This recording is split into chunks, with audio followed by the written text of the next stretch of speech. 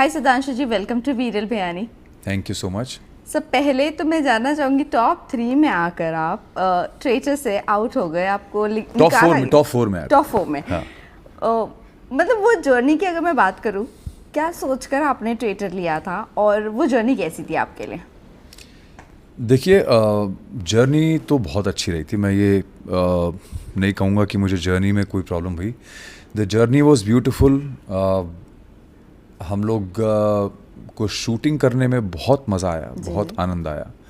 और I think everybody had a great time there, because एक तो हम लोग को ऐसी जगह पे रखा हुआ था जो एक हेरिटेज लुकिंग प्रॉपर्टी थी, पैलेस होटल था, और बड़ा खूबसूरती से बनाया हुआ था। हालांकि हमारे वहाँ पे रहने में चैलेंजेस बहुत थे, क्योंकि फ़ोन नहीं था, कोई इंटरनेट नहीं था, कुछ भी नहीं था। हम लोग जब रात में अपना सर्कल ऑफ शक ख़त्म करके फिर हम लोग सब अपने अपने रूम्स में जाते थे, और उसके बाद किसी का कोई कनेक्ट नहीं रहता था। We were also disconnected with the family for so many days. तो वो एक चैलेंज था, बट वो मुझे लगता है कि एक तरह से हमारे लिए बहुत मतलब मेरे लिए तो पर्सनली मुझे लगा कि ये बहुत ही मेडिटेटिव एक मेरे लिए, हाँ, डिटॉक्स हो गया, मेडिटेटिव था। क्योंकि आपके हाथ में कुछ नहीं है, आप कुछ देख नहीं रहे, कुछ कर नहीं रहे, तो आपके पास सोचने के लिए बहुत समय होता है। आप खुद से मुलाकात करते हैं ऐसे में, क्योंकि नॉर्मली वो होता नहीं ना, क्योंकि आप ज़िंदगी में रोज़मर्रा की चीज़ों में इतना उलझे रहते हैं, इतना लोगों से मिलना जुलना, मीटिंग्स होती हैं, काम होता है, शूटिंग होती है, इंटरव्यूज़ होते हैं, पॉडकास्ट हो रहे हैं आजकल, चारों तरफ ज़िंदगी में बस वही चीज़ें होती रहती हैं। तो आप एक्चुअली बैठ के कहीं पे अकेले अपने आप से खुद से ना तो मंथन करते हैं, ना बातचीत करते हैं। तो it was a beautiful time. I think पहले दिन भर, हालांकि मैं वहाँ पे भी कुछ इस तरह से रहा कि सब भीड़ में होके भी मैं थोड़ा सा अपना अलग मैंने स्पेस बना के रखा हुआ था। नॉर्मली वैसे ही मैं बिहेव करता हूँ, मतलब मेरा व्यवहार ही वैसा है कि मैं उससे पहले जब डेली शो की शूटिंग कर रहा था, तब भी मैं कभी भी भीड़ के साथ नहीं बैठता था, हमेशा अपने एक स्पेस में बैठता था। और मेरे जो कुछ ख़ास लोग होते थे वो मेरे साथ ही आके बैठ जाते थे रूम में, और हम लोग, और ऐसा नहीं है कि मैं कोई बोरिंग इंसान हूँ या ऐसा कुछ है। I have a sense of humour, I have my own ways of entertaining people and entertaining myself or my friends. But मैं कभी भी भीड़ का हिस्सा नहीं बनता हूँ, और ना कभी बना और ना ही बन सकता हूँ, कभी बन पाऊँगा। तो ओवरऑल वो जर्नी मेरे लिए बहुत अच्छी थी, बड़ी खूबसूरत थी। और क्योंकि गेम का फॉर्मेट इतना बढ़िया था, इतना एंटरटेनिंग था, इतना इंटरेस्टिंग था कि every day I used to look forward to a few things. Look forward to not being murdered, because वो आपके हाथ में नहीं था। Look forward to not being voted out, और look forward to doing the tasks, क्योंकि tasks में मज़ा आता था। चाहे मैं इन्वॉल्व हूँ फुल्ली या नहीं हूँ, बट वो टास्क्स में रहना, उसको देखना, लोगों को ऑब्जर्व करना, वही मेरे लिए एक बहुत मज़ेदार एक चीज़ होती थी। तो आई had a really great time.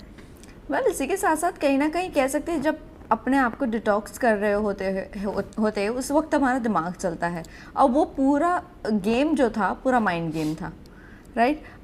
कितने चैलेंजेस लग रहे थे, क्योंकि हर आए दिन ट्रेटर ढूंढना है, और कोई ना कोई इनोसेंट का मर्डर हो जा रहा है, या सर्कल ऑफ शॉक में कोई इनोसेंट चला जा रहा है। ये कितना माइंड गेम था और कितना चैलेंजिंग था। देखिए, अगर आपने वो गेम देखा होगा, अगर ट्रेटर्स जो भी देख रहा है उसको एक चीज़ रियलाइज़ हो गई होगी कि वहाँ पे जिसने ज़रूरत से ज़्यादा अपना दिमाग इस्तेमाल किया, या किसी ने दिमाग इस्तेमाल किया, या बहुत ज़्यादा बोलचाल की, या बातचीत की, या बहुत चिल्लम चिल्लाई की, वो लोग सबसे पहले शक के दायरे में आए। तो मुझे लगता है कि जो भी वो माइंड गेम था ना, वो माइंड गेम सिर्फ इसलिए था क्योंकि वो आप लोगों को या लोगों को एक तरह से बहकाने का एक या भटकाने का एक तरीका है। Obviously then it becomes a mind game. तो आपके ऊपर डिपेंड करता है कि आप उस माइंड गेम को इतना सीरियसली लेते हैं कि आप माइंड गेम खेलने लगे, या फिर because it's a mind game you start minding your own business in that atmosphere. तो मुझे मैंने जो लेटर पार्ट है उस चीज़ को अडॉप्ट किया। मैंने कहा I will mind my own business, मैं ज़्यादा दिमाग इस्तेमाल नहीं करूँगा, क्योंकि ये फॉर्मेट इतना स्मार्ट फॉर्मेट है कि आप उससे ज़्यादा स्मार्ट तो हो नहीं सकते। चाहे आप कुछ भी कर लें, बिकॉज कैमरे के पीछे लोग बैठे हैं और वो लोग एग्जीक्यूट कर रहे हैं, तो आप कितना भी स्मार्ट हो जाए वो लोग आपसे बेहतर जानेंगे at any given point in time. तो आप कितना स्मार्ट हो सकते, नहीं हो सकते ना। तो जब ये चीज़ मैंने समझ ली तो मैंने कहा कि अपने आप को मैं थोड़ा सा अपना संयम रखूँगा और जो चीज़ें करते जाना है मुझे, मैं वो करता रहूँगा आराम से। अगर शक के दायरे में आए तो देखेंगे, नहीं आए तो कोई बात नहीं। और मैं फिनाले तक नहीं आया, और नहीं आया एक्चुअली, शक के दायरे में तो बिल्कुल ही नहीं आया मैं। लास्ट में जो गेम जीता भी वो भी एक तरह से दो लड़कियों की आपस की अंडरस्टैंडिंग की वजह से हुआ। इट्स नॉट लाइक कि मुझे शक के दायरे में डाला गया। तो मुझे लगता है कि शायद मैं शक के दायरे में आया ही नहीं इसलिए क्योंकि मैंने कोई ऐसा काम नहीं किया था थ्रू आउट जिससे मैं शक के दायरे में आता। बट कुछ लोग जैस्मिन की बात कर लो या और भी कुछ कंटेस्टेंट्स की बात कर लो, कहीं ना कहीं आप पे डाउट कर रहे थे, सुधांशु जी हो सकते, क्योंकि वो बार बार कहते हैं ये नहीं वो नहीं ये, तो आपके नाम आता था लेकिन वो कभी सर्कल ऑफ शक में आपको डाल नहीं सके। क्योंकि देखिए दिन भर में हज़ारों आदमी के दिमाग में बहुत सारे विचार आते हैं। जी जी। और जब भी वो विचार आता है वहाँ पे कुछ लोग उसको वोकलाइज करते थे, वर्बली लाइक बोल देते थे। मेरे दिमाग में भी बहुत सारी चीज़ें चलती थी, बट मैं उसको कभी मतलब I was never vocal about it, because मुझे लगता था कि यार इन दी एंड आपको होनी वही फीलिंग है बेवकूफ़ वाली। क्योंकि आप कितना भी जोर लगा लें, बड़ा मुश्किल है पकड़ पाना किसी को। पहली बार में तुक्का लग गया था, पर तुक्का भी इसलिए लगा था क्योंकि राज कुंद्रा भी एक सिंपल आदमी है, तो उनको लगा कि वो थोड़ी सी ओवर एक्टिंग करके ज़्यादा कूल बनेंगे, तो वो ज़्यादा कूल बने तो पकड़ गए। और जो ज़्यादा कूल बनने की कोशिश कर रहा था वो शक के दायरे में आ ही रहा था। तो वो that's the nature of the game. तो आई थिंक मुझे ये लगता है कि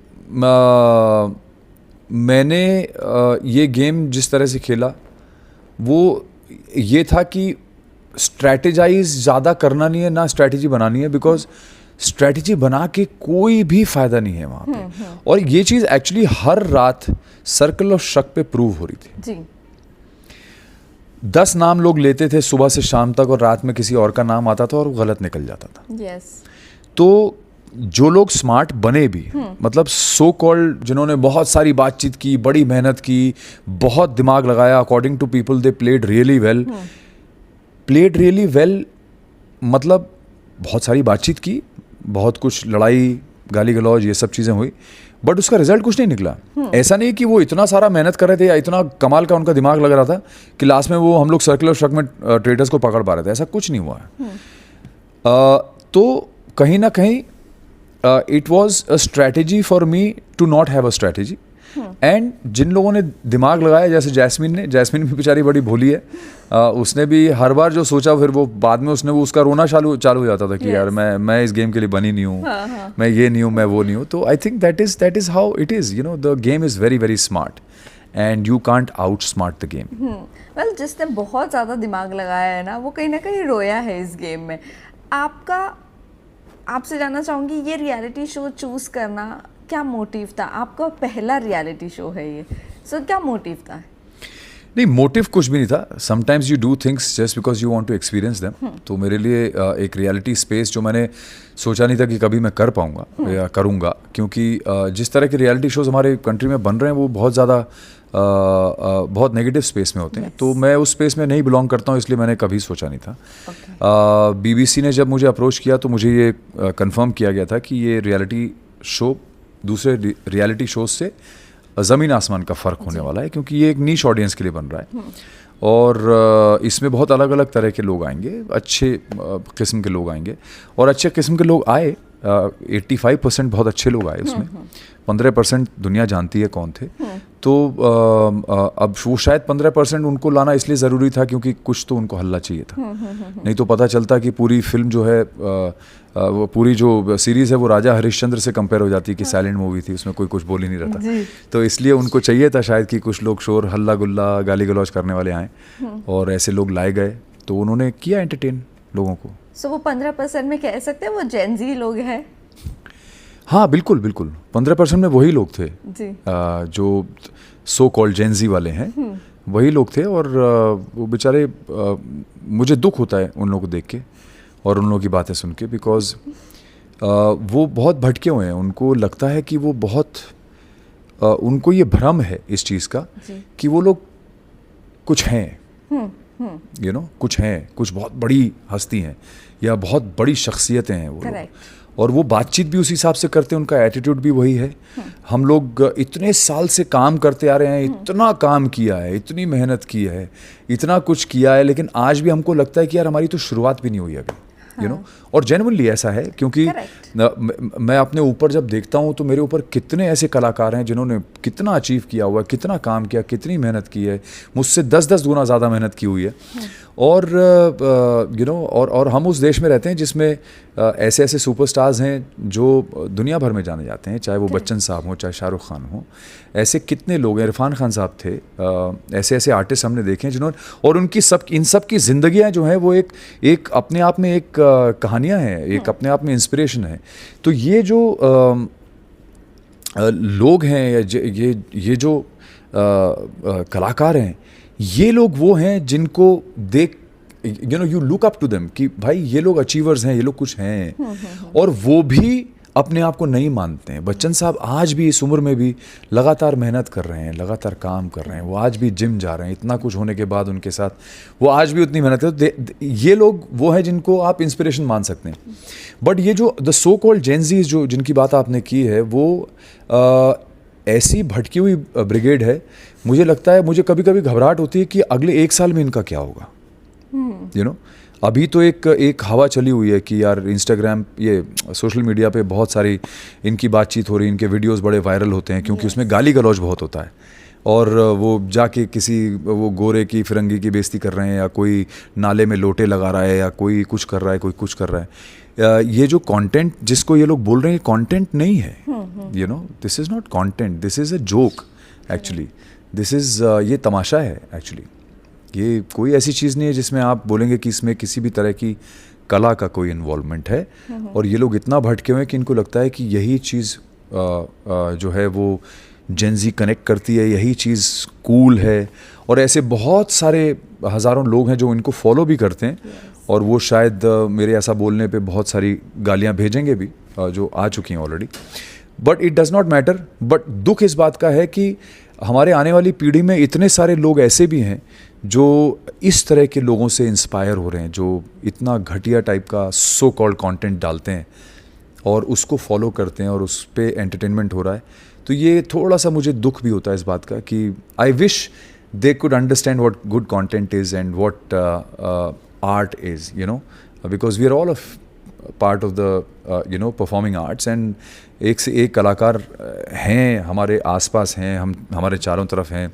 ऐसे इतने कलाकार हैं जो अभी तक लाइमलाइट में नहीं आए, बेचारे वो भी इतनी मेहनत कर रहे हैं। yes.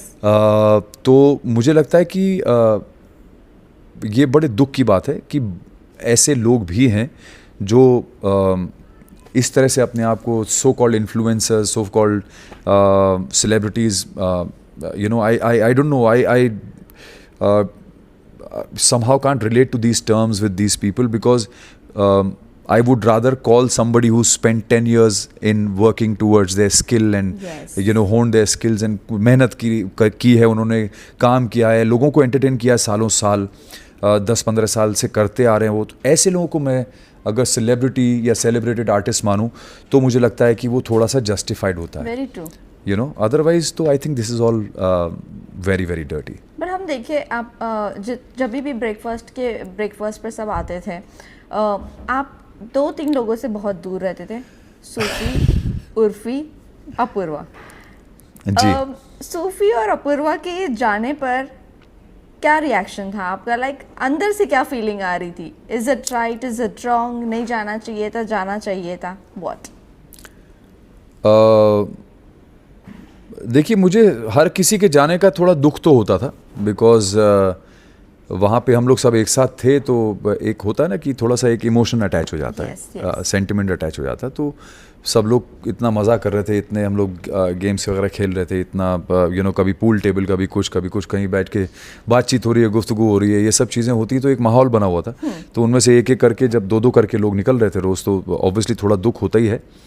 बट आपने जो मुझसे सवाल पूछा कि मैं कुछ लोगों से दूर रहता था, तो शायद वो एक डेलिब्रेट अटेम्प्ट नहीं था उस वक्त, बट क्योंकि मैं एक ऐसी एनर्जी कैरी करता हूँ जो बहुत ज़्यादा क्लीन है, और उस एनर्जी को जागृत करने में मुझे सालों साल लगे हैं, क्योंकि we have all gone through our share of struggles and pains and ups and downs in life. And I think जब आप उस चीज़ को सर्वाइव करके उससे ऊपर निकल के आते हैं, तो I think it makes you a very positive and very stable kind of a person, and that is the energy that you carry. तो जो भी एनर्जीज बहुत नेगेटिव होती हैं, उससे मैं ऑटोमेटिकली थोड़ा सा दूर हो जाता हूँ। Okay. और ये आप अगर रोज़मर्रा मेरे की ज़िंदगी में अगर आप मुझे देखेंगे या साथ में रहेंगे, तो आपको समझ में आ जाएगा कि कोई भी नेगेटिव इंसान ना तो मेरे आसपास है, ना मैं रहता हूँ ऐसे किसी इंसान के पास। तो मैं ऑटोमेटिकली रिपेल हो जाता हूँ ऐसे लोगों से और ऐसी एनर्जीज से। और हालांकि उस वक्त तक मुझे ऐसा कुछ भी नहीं था, but it's only after seeing the episodes जो मुझे कई चीज़ें रियलाइज़ हुई कि बाप रे किस तरह के वो लोग हैं। और अब तो खैर सारी दुनिया को, और मैं नाम नहीं लेना चाहता हूँ किसी का, क्योंकि ऑलरेडी मैंने नाम लेके बहुत ज़्यादा उसको पब्लिसिटी उस चीज़ को दे दी और उन लोगों को दे दी है, और सो मच सो कि एक उनको गलतफहमी भी हो गई कि उनके नाम से मुझे हंसी आ रही थी ये सुन के कि ऐसा उनको ये भी भ्रम बैठ गया या धोखा हो गया कि उसका नाम लेके हम पब्लिसिटी कर रहे हैं। तो मुझे वो भी सुन के बहुत हंसी आई कि यार ये लोग कौन सी दुनिया में जी रहे हैं। मेरी बस भगवान से यही प्रार्थना है कि इन लोगों को बहुत जल्दी अकल आ जाए, वरना I feel bad for them, and I hope and I wish and I do pray that they realize what they are doing, and I hope they realize that they need to really disconnect from where they belong right now, and come up and come out of it and do something more worthy of accolades, of adulation, more worthy of people's love, because otherwise क्या होगा कि सिर्फ negativity देते रहेंगे ये लोग, और इनके पास नेगेटिविटी आती रहेगी, और फिर ये लोग छाती कूट कूट के रोते रहेंगे कि यार मुझे घर नहीं मिल रहा था, मुझे घर से निकाल दिया गया, मेरा ये हो गया, मेरा वो हो गया, दुनिया भर में बस यही रोना चलता रहा। And they are always complaining. If you see their interviews और if you see them anywhere, they are always complaining about people and things around, they are never happy. So they don't realize, they are too young to realize that it's the unhappiness in them, it's the unhappiness in them, and it is only starting to build up right now, which will build multifolds at a later stage if they don't fix themselves right now. इनको अभी लगता है जो सब चीज़ें cool करते रहते हैं ना ये लोग, हर बात में कूल, आई थिंक ये कूल इतना हॉट हो जाएगा कि ये लोग झेल नहीं पाएंगे थोड़े ही समय में। So they need to really get rid of this cool shit, जी। वेल उर्फी की मैं बात करती हूँ, आपको लगता है वो डिज़र्विंग विनर है? ऑल्सो निकिता भी जो जीती है जस्ट बिकॉज ऑफ कह सकते हैं कि उर्फी की वजह से। अगर उर्फी उनको नहीं बताती तो वो शायद से आपको और हर्ष को वोट आउट नहीं करती। देखिए मुझे पहली बात तो मेरा कोई हक नहीं बनता है कहने का कि कौन डिज़र्व करता है कौन नहीं करता। मुझे लगता है कि अगर कोई जीता है तो वो इसलिए जीता है क्योंकि उन्होंने कुछ तो किया होगा जो वहाँ तक पहुँचे। दूसरा आई थिंक ऊपर वाले की ब्लेसिंग होती है कि आप कुछ अचीव करें लाइफ में, उसके बिना तो कुछ होता नहीं। ऐसे तो बहुत सारे लोग हैं जीवन में या दुनिया में जिनको देख के लगता है कि यार ये आदमी इतना पैसा है इसके पास, या ये आदमी के पास इतना बड़ा घर है, या ये इस आदमी अरे ये आदमी ये गाड़ी चलाता है कैसे। तो ये सवाल आपके मन में बहुत सारे लोगों के लिए आते हैं कि कैसे यार इसको कैसे हो गया। तो वो एक इंसानी फितरत है कि हमको लगता है कि यार ये बहुत सारे ऐसे लोग हैं, मुझे मिलते भी हैं, वो पूछते हैं कि अरे यार ये कैसे जीत गई, उर्फी कैसे जीत गई, और वो दूसरी लड़की निकिता ये कैसे जीत गई, उसने तो कुछ भी नहीं किया जी। इस तरह के सवाल आते हैं. But what can be my answer? My answer is that they probably deserved to win. That's why they won. You know, if I say that I deserve to win because I played a very clean game, और बिना कुछ wrong या negative किए, बिना चिल्लम चिल्लाई किए, बिना गाली गलौज किए, if I was in the top 4, I should have won the game. तो बहुत सारे लोग बोलेंगे कि अरे यार आपने किया क्या, आपने तो कुछ नहीं किया, तो आप डिजर्व तो नहीं करते. करेक्ट. और कुछ कंटेस्टेंट कह रहे हैं हाँ, तो in my mind I feel that I should have won the game because I played a very clean game. मैंने तो वो मेरे हिसाब से तो एक एग्जांपल सेट हो जाता कि यार आप गेम शो में जब जाते हैं, आप कितना भी वो कर लें, गाली गलौज कर लें, गंद मचा लें, नेगेटिव बोल लें, ये कर लें, वो कर लें, अग्रेशन दिखा दें, बट इन दी एंड जैसे हम लोग बोलते हैं ना, अंत में सच की जीत होती है. तो उस हिसाब से मुझे लगता है कि फिर मुझे जीतना चाहिए था, क्योंकि मैंने ना किसी के बारे में बुरा बोला, ना सोचा, ना किया, ना किसी की बैक बाइटिंग की, ना कुछ किया. मैंने क्लीन गेम खेला, फिर भी मैं वहां तक पहुंच गया फिनाले तक, तो उस हिसाब से तो मुझे जीतना चाहिए था. But I am not saying that because I must have lacked somewhere for the other person to have won over me. तो मैं तो यही मानूंगा कि जो भी हुआ, they are blessed and I am sure they got what they deserved. किसके जाने पे सबसे ज्यादा दुख हुआ था, बी इट सर्कल ऑफ शक और मर्डर? मुझे दो तरह के दुख हुए जी. एक बड़ा पॉजिटिव दुख और एक बड़ा नेगेटिव दुख. अच्छा. पॉजिटिव दुख हुआ था करण कुंद्रा के जाने पे. तो मेरा दिल दुखा था because he is like a baby brother. मतलब उसको देख के ऐसा लगता है कि यार मेरा छोटा भाई होता तो ऐसा होता.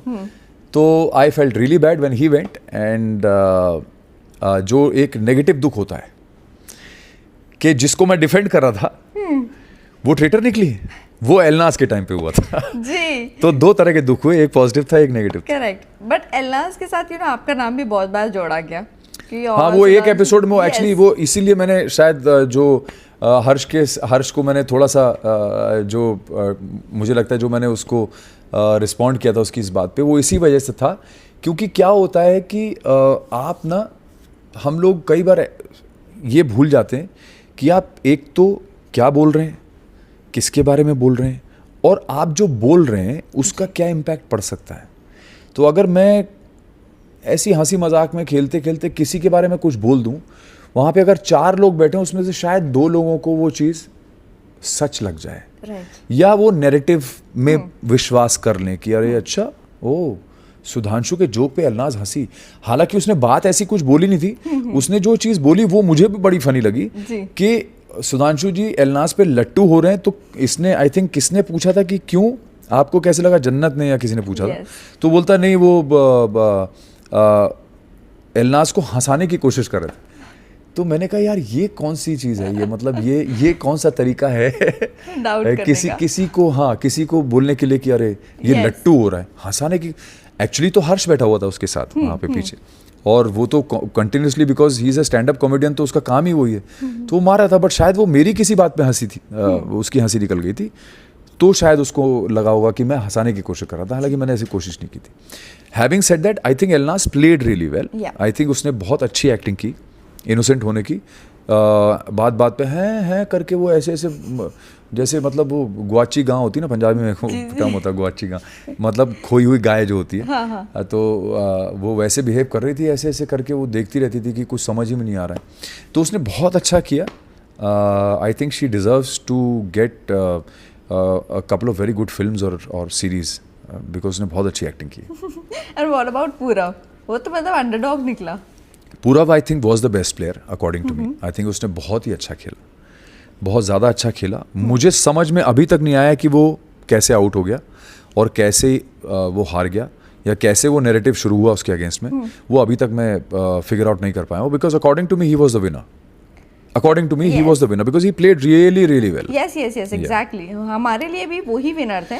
Just because अगर उर्फी नहीं सुनती वो बात, तो शायद से आउट नहीं होता. हाँ, उर्फी के भी कान मुझे समझ में नहीं आ रहा है कि कहाँ से उसने कुछ ऐसी सुपर पावर ली है कि उसको अंदर से बातें सुनाई दे गई. कैसे सुनाई दे गई पता नहीं. हाँ, नहीं, कान तो उसके ऊपर ही लगे थे, दीवार पे तो लगे नहीं थे. उसने वो ऐसे करके सुन कैसे लिया मेरे को समझ में नहीं आ रहा है। कुछ तो उसने कमाल करा है उर्फी ने जो उसको सुनाई देगी वो बात, बिकॉज वो कमरा भी एक्चुअली ऑलमोस्ट साउंड प्रूफ था, you know, almost sound proof था। तो इसे कहते हैं किस्मत कि भाई उसको साउंड प्रूफ जगह से भी सुनाई देगा कि ये दोनों क्या बात कर रहे हैं। बस पकड़ लिया उसने। लेकिन उर्फी को कई बार एक बार सपना भी आया था जहाँ पर एलनाज और पूरा और कोई तो एक आशीष जी के बारे में सपना आया था कि ये 3 ट्रेटर है। लेकिन अगर वो सपना वो अपना खुद बता देती शायद से सर्कल ऑफ शक में, तो शायद से वो दोनों पहले आउट हो चुके होते। अभी सपना तो, अब देखिए सपना तो उन्होंने देखा, उनके सपने में मैं तो था नहीं जी, तो मैं आपको बता नहीं सकता हूँ कि वो सपने में कितना सच था या कितना नहीं था। बट अगर सपना उन्होंने देखा था और उन्होंने बोला तो आई एम श्योर उसमें कुछ तो सच्चाई रही होगी। बट आई थिंक मैं बहुत चैन की नींद सोया, मुझे कोई सपने नहीं आए इस तरह के कि ये ट्रेटर है या वो ट्रेटर है। मतलब मैं उसमें वो नहीं बन गया था, मतलब मैं ब्योमकेश बख्शी नहीं बना कि सोच सोच के कि दया कुछ तो गड़बड़ है, यू नो, ये सब मैंने किया नहीं उसमें। तो मैं खेलता था, जितने समय वहाँ रहता था। उसके बाद जब अपने रूम में जाता था, I would love have my dinner, take a shower, sit down and watch TV, जो मैंने सालों से नहीं किया। थोड़ी देर के लिए मैं टीवी देखता था, कुछ पुराने टाइप के गाने देखता था और सो जाता था। So I had a great time shooting for it. Well, आपको इस पूरे ट्रेटर में से इनोसेंट कौन लगा? करण कुंद्रा, जिसका मुझे बहुत दुख हुआ। Raj Kundra was the most innocent. वो तो पहली बार में निकल गए। वो इतने इनोसेंट थे कि उनको समझ ही में नहीं आया कि कैसे उनको टोन डाउन करके काम करना चाहिए था जी। और कौन इनोसेंट था? I think Janhvi too was very innocent. Janhvi couldn't figure out anything at all in the show. और innocent I think Jasmin Bhasin was very innocent. बाकी आई थिंक इनोसेंट इतने ज़्यादा नहीं थे जितने ये लोग थे। जन्नत is also innocent but she is an intelligent girl. Yes. She was very intelligent. उसने कई बार बहुत अच्छे गैसेस लगाए, तो she turned out very intelligent. वो आखिरी में जाते जाते जो उन्होंने नाम देके गया, वो एक साइलेंट किलर थी। जी, अगर वो होती तो शायद से उस टाइम पे हर्ष आउट हो जाता। Correct. So Jannat was an intelligent girl. She is a lovely kid, very very nice. बहुत अच्छी उसके संस्कार बहुत अच्छे हैं। She is very respectful, very nice and very intelligent also. तो I feel she is going to go really far. और कौन था? आशीष भाई तो खैर उनकी नींद ही बताई गई सबसे ज़्यादा, वो सोते ही नजर आए। हाँ, तो वो मतलब वो वर्टिकल कम हॉरिजॉन्टल ज़्यादा दिखाई दिए।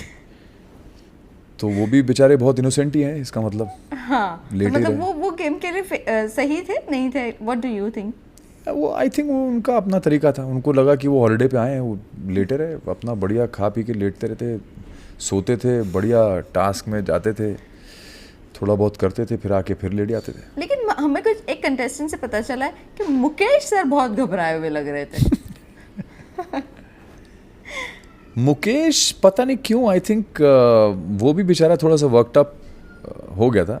आई think he is also not, I mean हम लोग सब कोई रियलिटी शो या स्पेस वाले लोग नहीं थे, तो मैंने चिल पिल ले रखी थी। मुकेश थोड़ा ओवर थिंकिंग कर रहा था शायद, इसलिए वो घबरा गया था। बिकॉज वो भी बेचारा रियलिटी स्पेस से तो है नहीं, उसको समझ में नहीं आ रहा था कि क्या हो रहा है क्या नहीं हो रहा है। वो कसमें खाने लगा। तो मैंने इनफैक्ट उसको बीच में बोला भी था, डांटा भी था मैंने मुकेश को। मैंने कहा तू अब बस कर, मैंने कहा stop swearing on your mother again and again, because वो अच्छा नहीं लगता है। यू नो, आप इनोसेंट हैं, आप जानते हैं, बी कॉन्फिडेंट, बात खत्म हो गई। You don't need to swear and you don't need to prove it to anybody. मैंने भी सेम चीज़ करी थी शुरू में, पहले दिन ही मैंने बोल दिया था कि भैया मैं नहीं हूँ, इसके अलावा इसके आगे मैं आप लोगों को कोई सफाई नहीं देने वाला। आपको विश्वास करना तो कीजिए, वरना मोस्ट वेलकम। तो उसके बाद से कभी मुझसे किसी ने पूछा भी नहीं फिर। So I think that is how it was. या Mukesh was a little, I think he was over thinking, थोड़ा सा घबरा गया था वो। वेल, इस शो से, हर शो से कुछ ना कुछ सीख तो मिलती है। आपने क्या कुछ सीख कर निकला है इस शो से? मैं तो सीख देकर ही निकला हूँ वहाँ से। मुझे लगता है जितना भी सीखना, तो वहाँ से सीखने वाली तो कोई चीज़ नहीं थी वहाँ पे। मुझे लगता है सीखने से ज़्यादा वो एक्सपीरियंस था। बहुत अच्छा था। हाँ, एक्सपीरियंस करने वाली चीज़ थी कि उसको आप एक्सपीरियंस कीजिए उस स्पेस को, कि कैसे ऐसी जगह पे लोग किस तरह से अब व्यवहार करते हैं, या कैसा उनका बिहेवियर रहता है, वेदर दे कम्प्लीटली फ्लिप और दे डोंट फ्लिप, और how they maintain their sort of calm and composure in a space like that. whether they get negative or they get positive or they get more solid. तो ये वो experience था जहाँ पे अलग अलग तरह के लोगों को आप देख रहे हैं कि यार कौन कैसे अपने आप को कंडक्ट कर रहा है उस माहौल में. Correct, right. 2 कंटेस्टेंट्स थे, उन दोनों के बारे में एक तो जानना चाहूँगी. महीप कपूर, अभी उनकी बेटी की मूवी आई है, क्या आपकी उनसे बात हुई या आपने वो मूवी देखी, कैसी लगी आपको? नहीं, मूवी तो नहीं देखी है, बट मैंने महीप को विश कर दिया था शनाया की फिल्म के लिए. और Mahip is again a very very great person. She is very solid. She is principled and you know, I think which is why I think she didn't give much into the game because she could also identify कि यहाँ पे कोई फ़ायदा नहीं है कुछ करके. So but Mahip is very solid. She's a great person, you know, and I wished for Shanaya for her film for sure. Also Anshula engage हो गई है अभी, क्या कहना चाहोगे? आपने उनको भी विश किया या नहीं? जी, मैंने अंशुला को भी कंग्रेचुलेट किया. जी. अंशुला से थोड़ा सा मेरा एक कनेक्ट ये है कि उनकी जो मदर थी जी, मोना कपूर जी, वो मेरी बहुत अच्छी मित्र थी. One of the first few people who I made friends with when I had come to Bombay initially in those days. And तो उनसे कनेक्ट था मेरा बहुत अच्छा. वो मुझे बहुत मानती थी, तो इस वजह से थोड़ा सा अंशुला से मेरे को कनेक्ट फील होता है. तो I mean she knows it and अभी जब मैंने उनका देखा कि शी गॉट एंगेज, तो I was very happy and I wished her good luck. Also Sudhanshu ji, you know, Anupama की बात हो तो आपका नाम पीछे नहीं रहता है. वापस से कम बैक की बात आ रही है. इनफैक्ट अभी रोनित रॉय ने तो कह दिया है कि वो कम बैक नहीं, वहाँ पर मतलब वो नहीं आ रहे हैं वनराज की जगह पर. आप क्या कहना चाहोगे? मुझे लगता है अभी तो पहले शो को कम बैक करना पड़ेगा क्योंकि उसकी मैं अगर ना भी चाहूँ तो वो कुछ न्यूज़ पोर्टल्स पे वो TRPs आती रहती हैं. तो मैं सिर्फ ये कहूँगा कि ये कमबैक वाली बातें अब हम लोगों को नहीं करनी चाहिए बिकॉज, और ये रोनित वाली न्यूज़ पहले भी आ चुकी है. I think right after I quit the show, उसके बाद ही तुरंत रोनित का नाम आया था. फिर से एक न्यूज़ आ गई है. मुझे समझ में नहीं आता ये कहाँ से आती है न्यूज़. और अगर ये सच है तो बहुत अच्छी बात है, उसमें कोई हर्जा नहीं है. आई am sure Ronit is such a fine actor कि अगर वो करेंगे तो बहुत अच्छा करेंगे. बट अभी तो वो भी देखा कि उन्होंने भी डिनाई किया है उस न्यूज़ को. और मुझे ऐसा लगता है कि हर चीज़ का एक फ़ेज़ होता है. मेरा जो फेज़ था उस शो में वो ख़त्म हो गया. 1 साल हो गया अब तो. और अब all I can do is wish the show very very good luck. You know, it may not be on the top currently, but it always had the potential to be on top, and I won't be surprised that it comes back on top again. आने वाले दिनों में हम क्या देख सकते हैं, कौन से प्रोजेक्ट्स में देख सकते हैं आपको? Also reality show big boss के लिए भी कुछ नाम आ रहे हैं, तो क्या आपका नाम सुनने मिल सकता है? नहीं, क्योंकि वहाँ पर नेगेटिव एनर्जी सबसे ज़्यादा है. मैं जी, वो एक ऐसा स्पेस है जो मेरे लिए बहुत डरावनी जगह है वो. और मुझे लगता नहीं है कि मैं कभी भी उस तरह के स्पेस में जा सकता हूँ. और मैं बहुत प्राइवेट इंसान हूँ रियल लाइफ में भी. तो ट्रेटर्स को एक्सेप्ट करने की सबसे बड़ी वजह यही थी कि उसमें दिन में गेम होता था और रात में सब अपने अपने रूम्स में जाते थे. कोई किसी की पर्सनल लाइफ में, पर्सनल स्पेस में नहीं जाता था.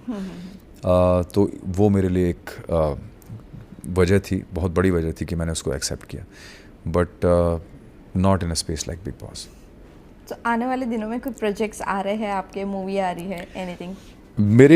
मेरी बातचीत चल रही है कई जगह पे. बट अब क्योंकि मैंने 4 साल टेलीविज़न किया और इतना बड़ा नाम हो गया उस शो का, तो मुझे ऐसा लगता है कि मैं अब जो कुछ भी करूं वो ऐसा होना चाहिए जो उससे भी ऊपर होना चाहिए. बिकॉज पब्लिक जो हमें इतना सारा प्यार देती आई है, उनकी भी एक्सपेक्टेशंस होती हैं. Correct. और आपसे ज़्यादा उनकी एक्सपेक्टेशंस होती हैं कि अब आप कुछ और बेहतरीन लेके आएंगे. तो मैं चाहता हूँ कि मैं कुछ ऐसा करूँ जो जब भी आए तो ऑडियंस जो मुझे इतना मानती है, प्यार करती है, इतना अटैच्ड है मुझसे, उनको वो देख के और ज़्यादा खुशी मिले. वेल, आखिरी में जाते जाते अपने फैंस एंड व्यूअर्स को आप क्या कहना चाहोगे? मैं आप लोगों को सबको पहली बात तो बहुत सारी शुभकामनाएं हर चीज़ के लिए. और सावन का महीना चल रहा है, उसके लिए शुभकामनाएं. उसके बाद गणपति आएंगे, उसके लिए शुभकामनाएं. और दुनिया भर में जंगें चल रही हैं, लड़ाइयाँ चल रही हैं, बहुत हज़ारों लोग मर रहे हैं, बहुत सारी त्रासदियाँ हो रही हैं, यानी ट्रेजेडीज़ हो रही हैं। मुझे ऐसा लगता है कि इंसान ऑलरेडी अंडर से बहुत नेगेटिव है, तो हम लोग को सिर्फ पॉजिटिविटी और सिर्फ प्यार, love, spread positivity and go give a hug to someone who really needs it. Thank you.